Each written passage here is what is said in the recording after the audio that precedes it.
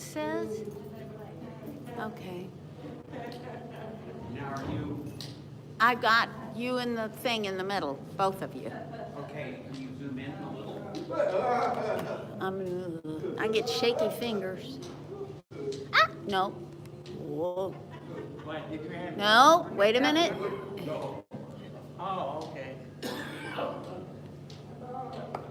Yeah, Man, it's that's just funny with friends. Here's what happens, you know. I bet. We pray.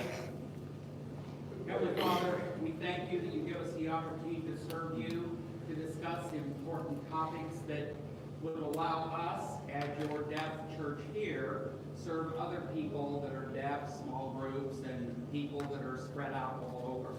Bless our discussion and give us clear understanding. We pray, trusting Jesus' holy name. Amen. Okay, I've titled this God's Authority with Today's Technology. And as we go through this study, we are at a time in history like never before. Where, and it started maybe 20, 25 years ago with the internet, and then the speeds increased and the speeds increased clear back 20 years ago when you signed to the deaf. That required at our Senate room there to be able to sign with the seminary in Fort Wayne, Indiana, required 10 phone lines that could only be used for the video that leaves here and arrives there with 10. And the equipment used all 10 and the signs were smooth. One phone line, and some of that was the processor inside the equipment. Couldn't process the signs. Now, a talking head, that person, fine. The only thing moving were the lips. And the processors inside the computers were just fine. But you add signs, all of a sudden, the processor is processing this whole thing, and it's like, and it's like, I couldn't do it. So, the improving of the technology through all of these years has accomplished something that is just wonderful. To be able to serve people all over. And deaf people experienced it themselves. You started out with a TTY.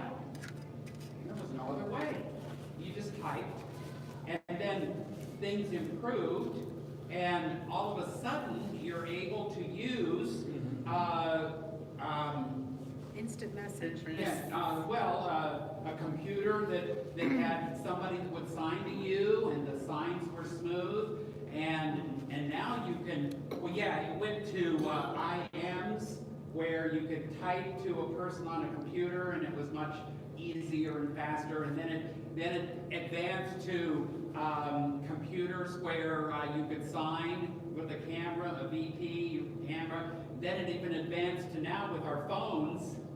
Set it up and sign to somebody. That's wonderful. And that technology is what we want to consider as we talk about God's authority and a few problems that people in our church who haven't yet processed to the new technology and how you can serve with that. I'm saying it as nice as I can.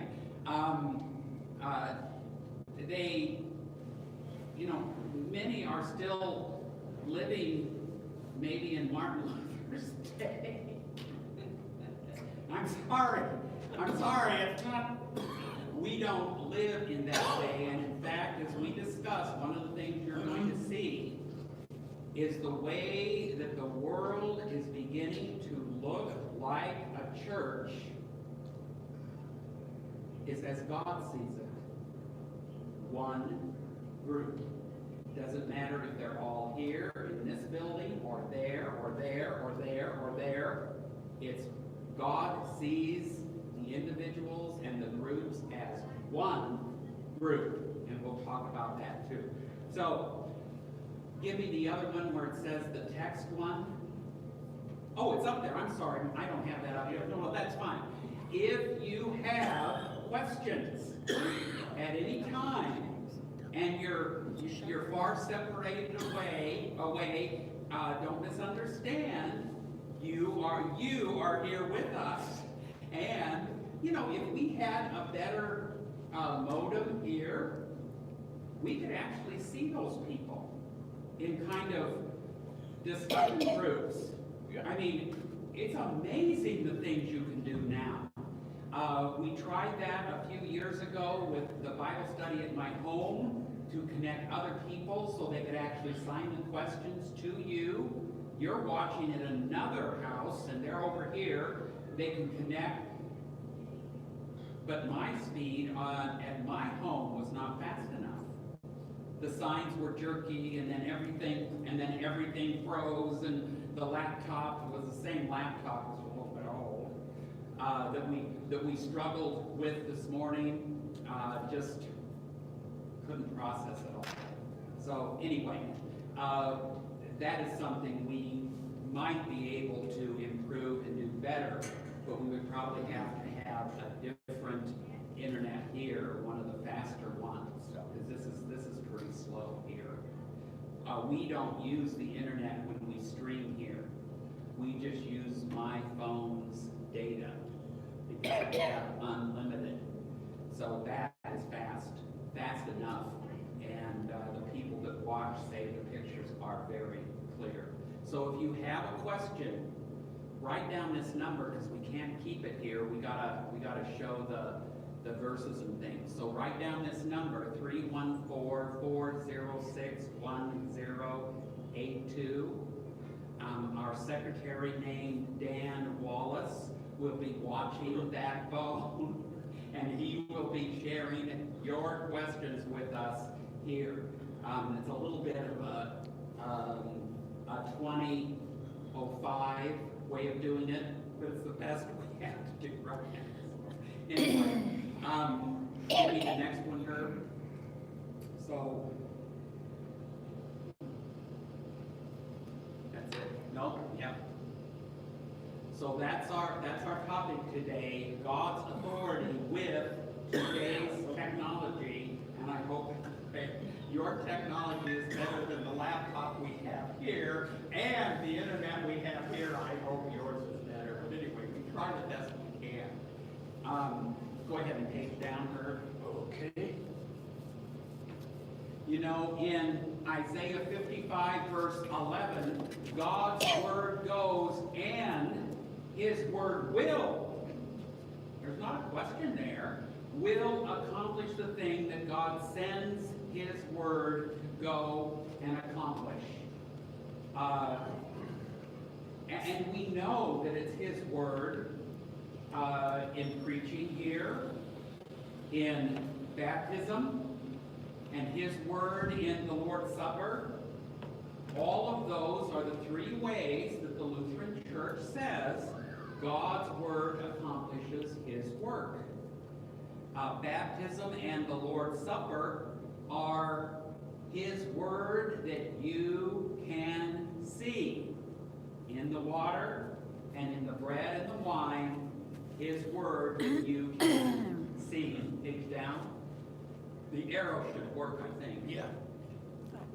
Okay. In Matthew 10, verse 10, I want you, as we look at this verse, I want you to realize and notice important word that appears. Okay, Jesus sends out his 12 disciples. Page down. Okay. He called his 12 disciples and gave them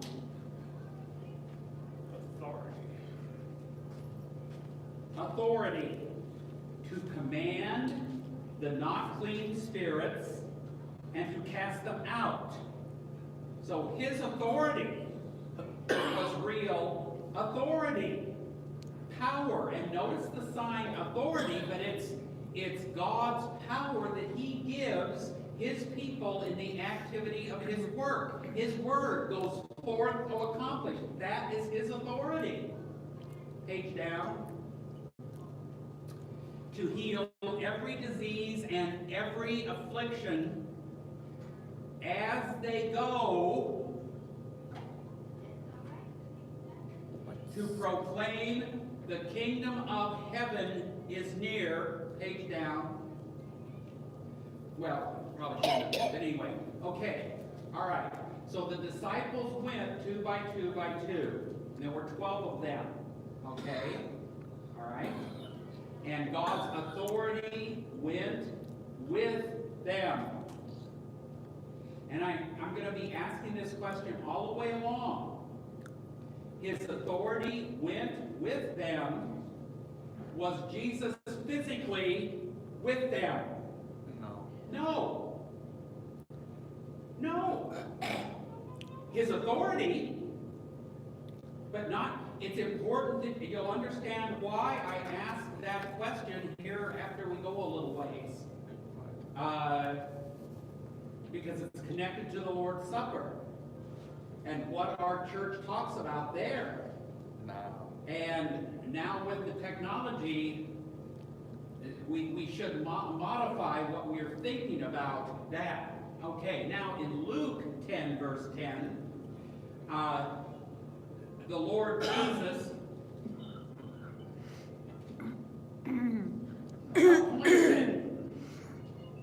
appointed 72 others and sent them to go to places before Jesus himself would arrive. He would arrive later. And again, they went 2 by 2 by 2 by 2. 72 of them. That's a lot of twos. Page down. Then verse 17 says, when the 72 came back, they were saying, Lord, with your name in us, those demons also had to obey us. Now, Jesus wasn't physically there with the 2 by 2 by 2 by 2. And yet his name, the authority of his name, accomplished his work. And the demons had to obey. And Jesus told those 72, the others that were there, we don't know how many were there. We know that the 72 came back. But who else was there? And Jesus told them. So we don't know if the them is only the 72, or if the them are the 72 and the 12, or the them are the 72, the 12, and all the other people that were there. We don't know. And Jesus told them, I saw Satan fall like lightning from heaven. Okay, who did that? They, not them. They didn't do that. God accomplished that. Page down. Oh, I didn't tell you to page down. Okay, page down again. Verse 19 says, I have given you authority to tread on serpents and scorpions. Now don't misunderstand. God doesn't want you and I to go out there and find some scorpions and stomp on them. Okay, but the whole understanding is that these snake devils and all these things, the authority is to overcome them and to do the things that this world can bring this terrible stuff against you, and you just, as you go, keep on going. Okay. And again it says, overcome all the power of the enemy, and nothing will hurt you. Now again, sometimes I look at rock climbers and I think, why do you tempt God like that? you know, it's okay, I understand if they want to climb rocks, but that's what crosses my mind. I think, are you kidding me? You know, just because God, Oh, yeah. you page down, you back up. Just because God promises that nothing will hurt you, don't tempt it. You know, you promised it won't hurt. I'll take a butcher knife and cut off my finger. God is not talking about that kind of stupid action. Okay? He didn't. Okay, now page down. I'm not sure why we're getting some of that on the top. Lift up the, Move the machine lift back up a the back of the skosh. machine, I stick know, something I'm under it. gonna Thought I gotta have something to go under. You're already at the top. Move the machine back a skosh. There, that's good. I don't have anything to put under it. I got a paper plate you could turn up. That's fine. Where have we got it all now? Okay. Yes, the spirits Yeah. must obey you, but that's why I like this part. Don't rejoice that happens. No, but rejoice what? That your name is written in heaven. So your eyes are not to be doing things that you can rejoice and say, see the power I have, woo! No, your name is there. You belong to Him and you are His servant. Rejoice in that. His actions accomplish that. Okay, page down. While going 2 by 2 by 2, was Jesus physically there as the two went? Was He there? No. Now sometimes we know, the answer is no. But sometimes, so the two went over there, and separate from Jesus Himself, He was standing here. He didn't go. He was standing here. He stayed there. But as the two went, His authority was with them and accomplished His work there and there and there and there and there and there and there, all over the place. And that's very important that we realize that is the way that the Bible understands God's authority. Now, often I talk about Jesus covering you and me, that his righteousness covers us. And you know, in a way, His righteousness arrives first. If I'm going to meet somebody and His righteousness covers me, Jesus is going to ride with that person first because He covers me. But that's different. We're not talking about that. We are talking about physical Jesus Himself with these two, and the answer is no. Okay. Now, page down. In Matthew 28, Jesus sets up what is called the Great Commission. And again, it's not mostly on there. I'm sorry. And I'm not sure how much further. what's the J? I can move. Why is it just a J? That looks good.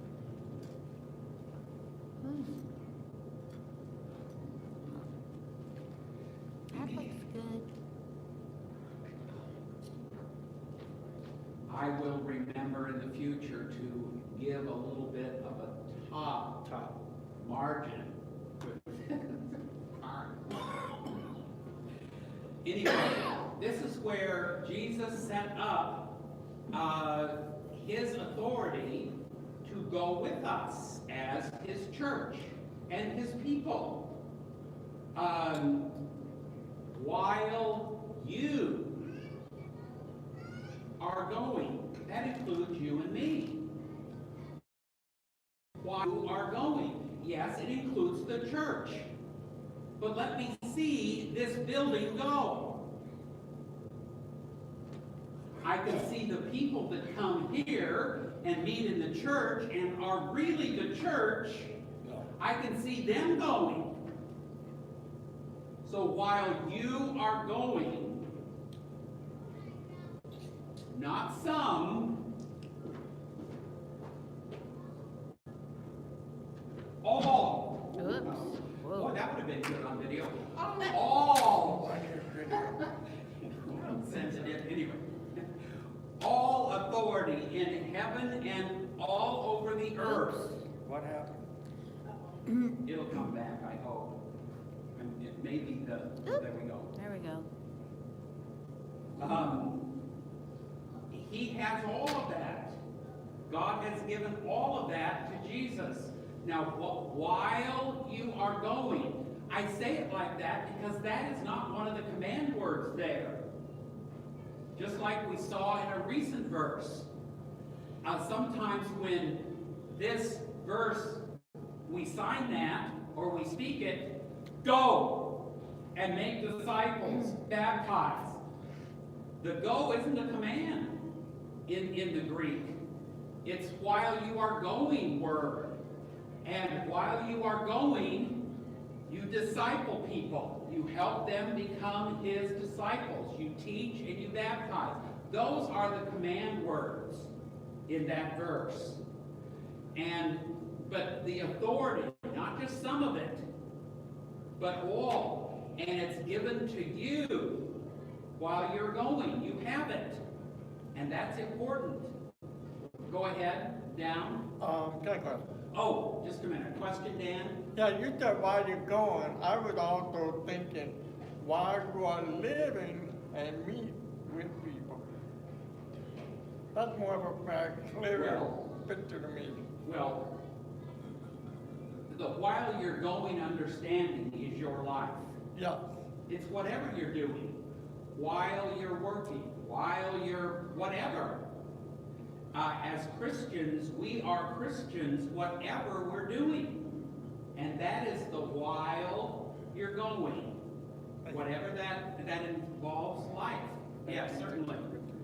So while you're doing your life, while you're living your life, is Jesus physically with you? No. He isn't. Not in the way that people want to say happens in the Lord's Supper. That I, as a representative of Jesus, is physically there because Jesus was physically around the table long ago. But it's the same thing. Jesus was physically with the disciples often, but not always. And it's the same principle when you're talking about the Lord's Supper or baptism, that our church would say it has to be a pastor, has to be called ordained, has to be. You know, we're living in a world where this one pastor is able to serve so many other people. And they can be with us. And that is so important because there are so many deaf churches that are vacant. The group has no pastor.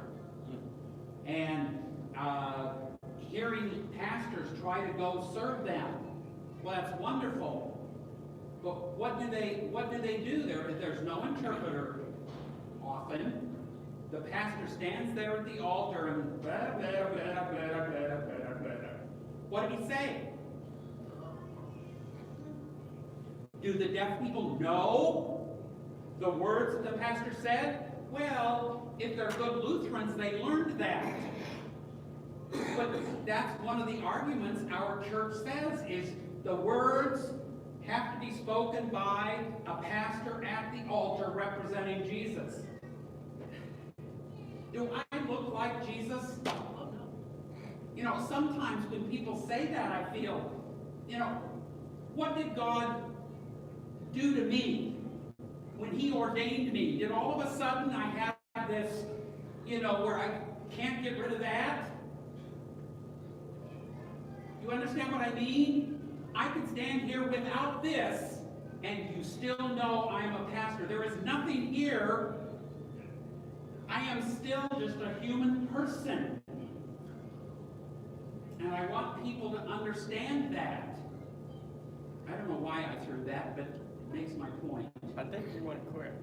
What? I think you want to quit. No, he said, he thinks I want to quit. No, I don't want to quit. I'm kidding. Okay, next. Page down. Okay, Matthew 18, verse 19. Again, I tell you. You know, when you look at the English, you don't know if it's this you, or if it's you, or you. One. You don't even know now anymore if it's you, or you. Yeah, they don't put a capital there anymore, so you don't, I mean, they don't help us in any way. If two among you agree on earth, now, sometimes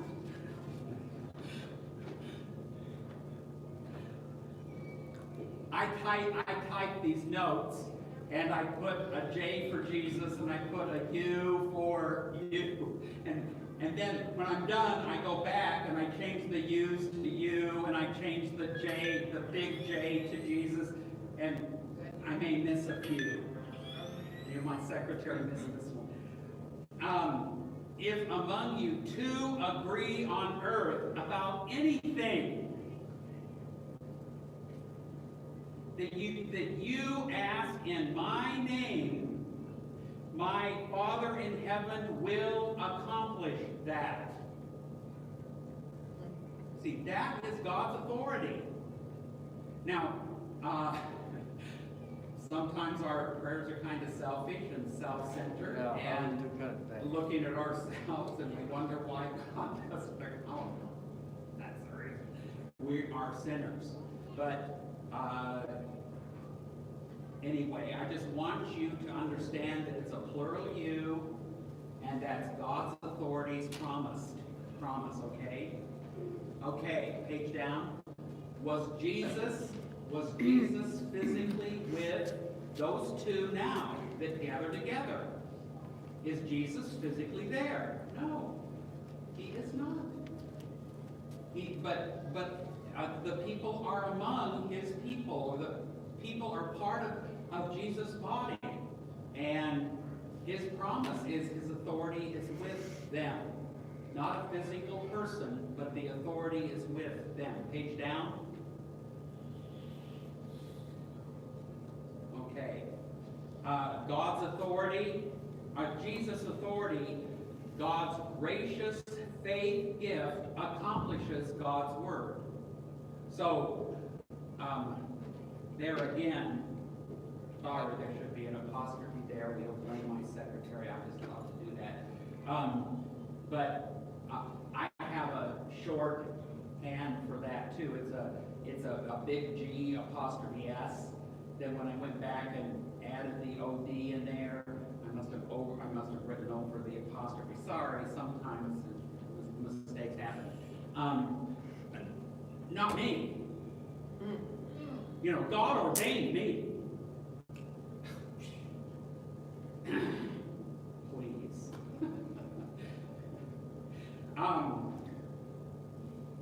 God did ordain me, and that was special because he did it, and he allows me to serve you. But it's not some special character that he gave me. And he gave me a zealous spirit to want to do that. And always to serve him. And I always do that perfectly.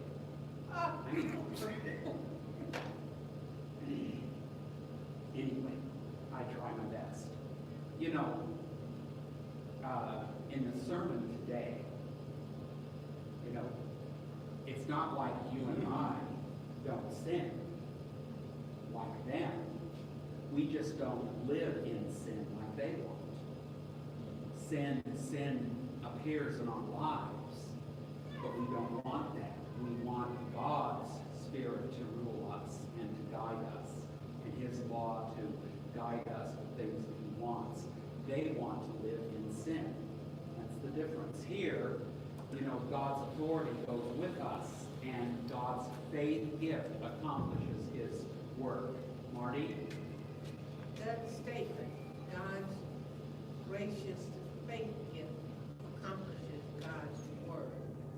So if we as people decide we're not good enough to go to heaven, or we're not good enough to even think God would give us that gracious gift, are we saying that God's word doesn't mean anything? Does not what? Doesn't mean anything. Well, first of all, you're not good enough.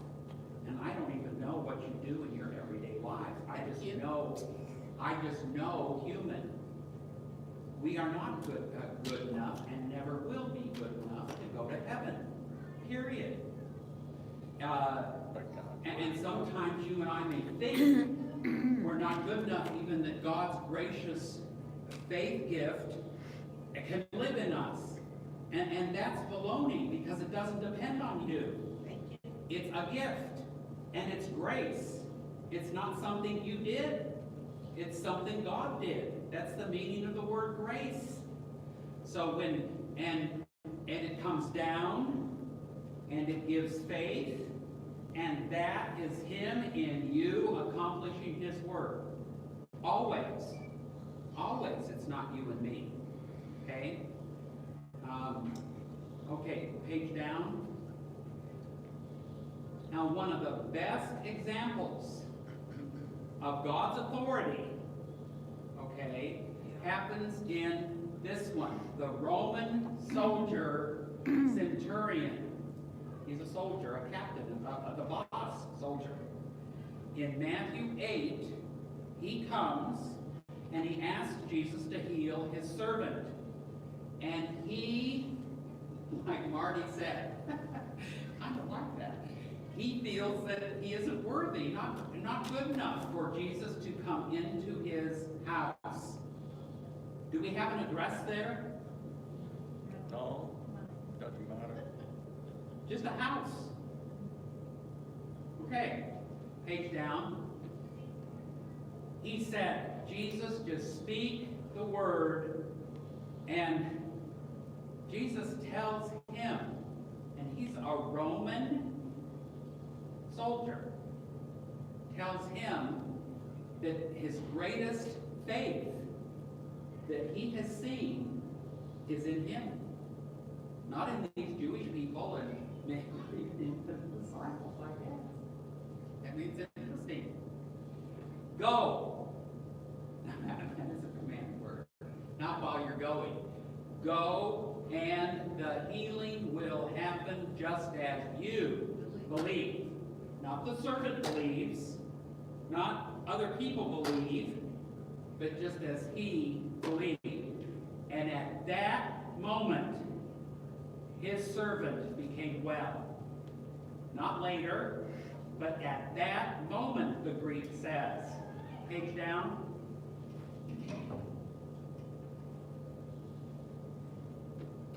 Where did the servant live? Someplace. In the Roman man's house. What was the servant's name?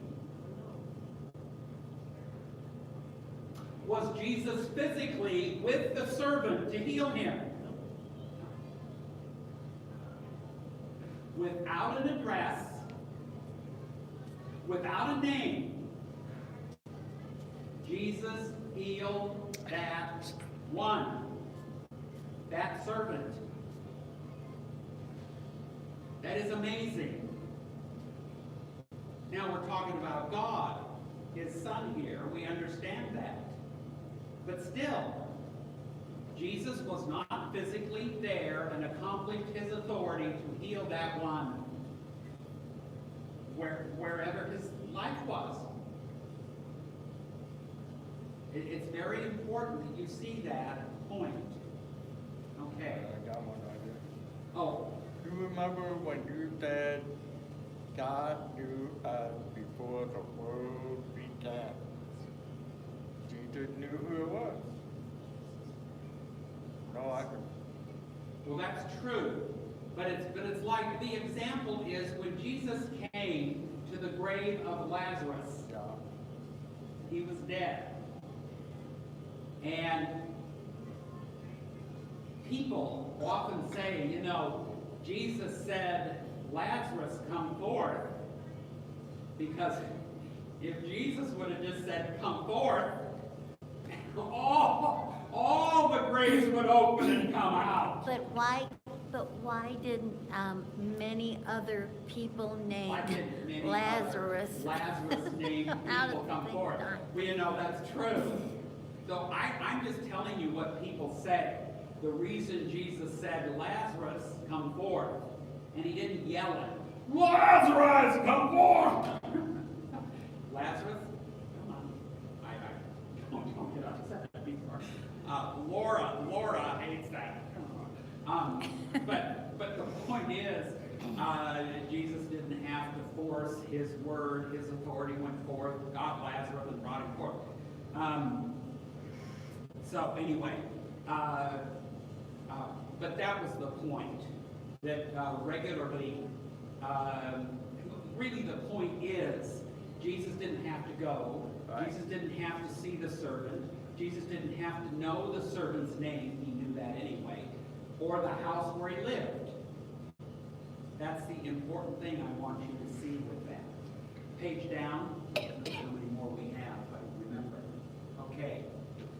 Command or demand to forgive sins. Certainly we understand that Jesus' word, where sins that you forgive or sins that you can't forgive, page down, certainly the meaning of those words are the church's authority to forgive and not to forgive sins. But suppose you, because the word is a you like that, it isn't a you, but it is a you, so you are included in that. Suppose you go and forgive someone. Do you have the same authority that you, the church, has? You would have to work very hard to say no.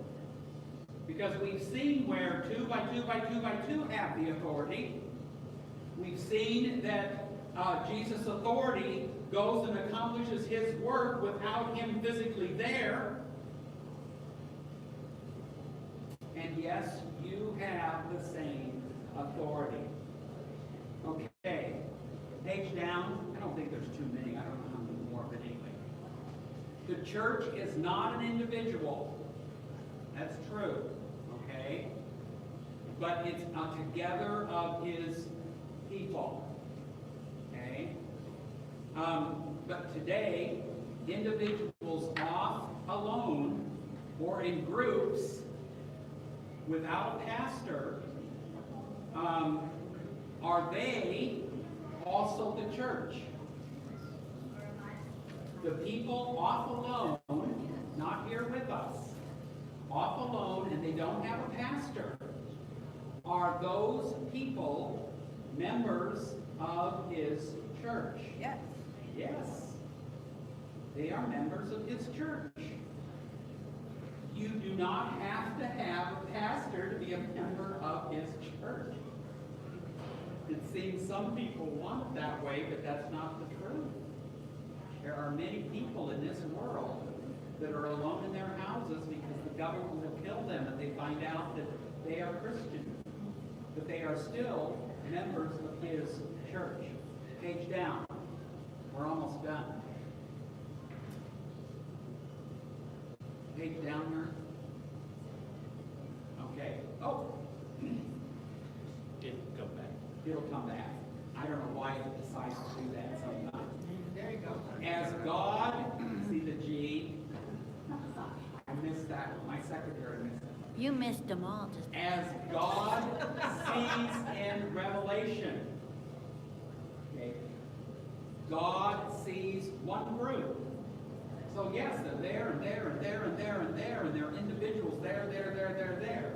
But God sees all of them, all over the world, as one group.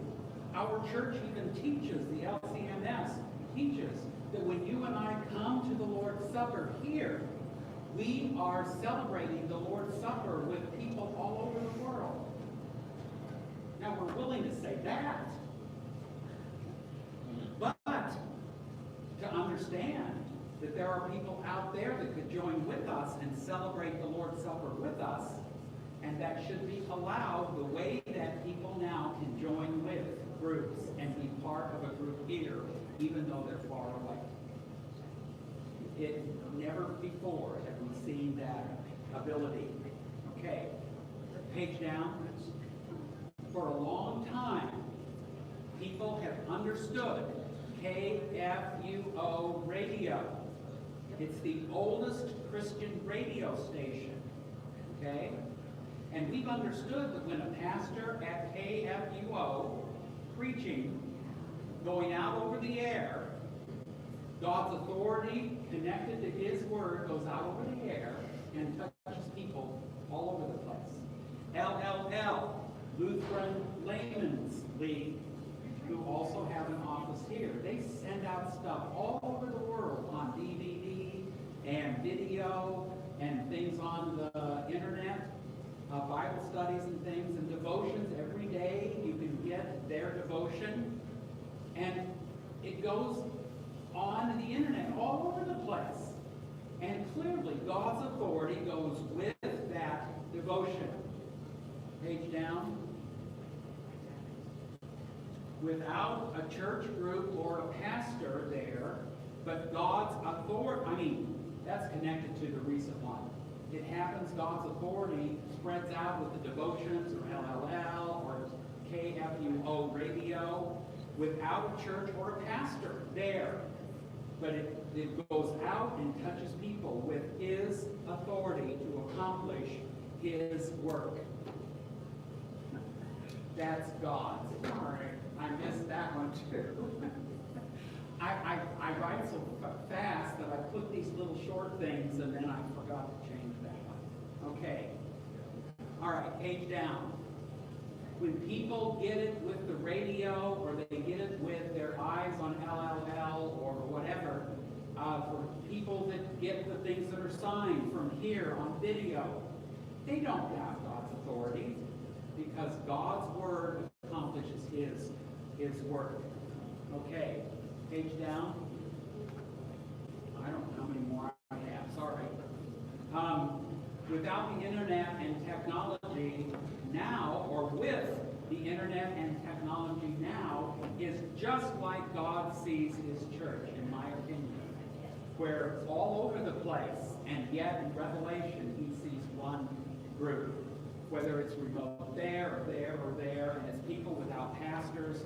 You know, our church is not providing pastors for the deaf to these deaf people. They've stopped doing that. They've suspended that. It's too expensive. So these deaf people are just left with no one. It's not their fault. It's not their fault. And we could serve them there, connected here, and just like, I don't know how I have. Oh, let's page down twice. Okay, the seminary itself can't have chapel and serve communion. Why? They are not a congregation. So another congregation in the area has to sponsor them. Okay? And then they can have communion there because this congregation sponsors them.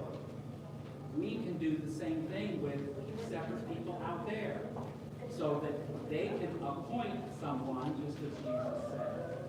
And the Lutheran confessions say they can call someone, they themselves, a congregation in our church has the authority, so each congregation can call whomever they want.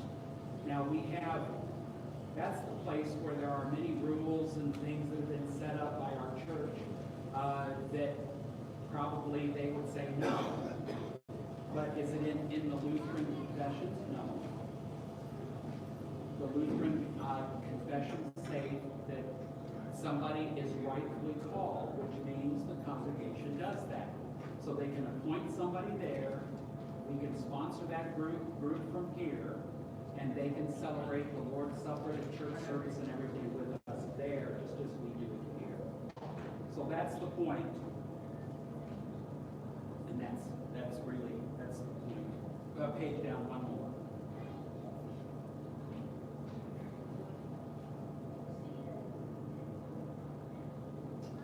So, you know, that is the last picture, but it gives you the understanding of God's authority. It gives you the understanding of what we could do with the technology and the internet to be able to serve congregations out there. We also have set up a fund where if there's a congregation out there that needs internet, needs a big TV to set up so that people can gather around and watch here while there, we already have set aside money for that in non-budget. So we could do even more with the mission projects to help with that work if we decide to do that. So I just want you to realize and know that I'm going to be contacting some of these vacant deaf churches, and I'm going to find out if they want to do this and give them the opportunity to do it. We are not going to publicize it. You know, if somebody wants to find out and they ask us, we'll tell them. But, you know, it's easier later to get forgiveness than to ask permission. That doesn't sound right. I Well, mean, what do we? We're not doing anything wrong. We're not doing anything wrong. It's just you're struggling with a whole lot of people, honestly, that, in my opinion, are denying God's authority. I'm sorry. It's different now compared to before. It just is. And they want to live in the 1950s, and I'm not going to live with them there. I'm just not. I'm living in 2019, and that's important. So anyway, I mean, let me just give you an example of somebody that told me clear back almost 2 years ago when I first thought about being able to do this. This one person gave me a quote from the 1890s where one pastor said, "When does Jesus' true body and true blood appear there? It's when the pastor has said the words and done the sign of the cross. With that, Jesus' true body and true blood is there." I'm sorry. Show me that in the Bible. Show me where we even have to do the cross.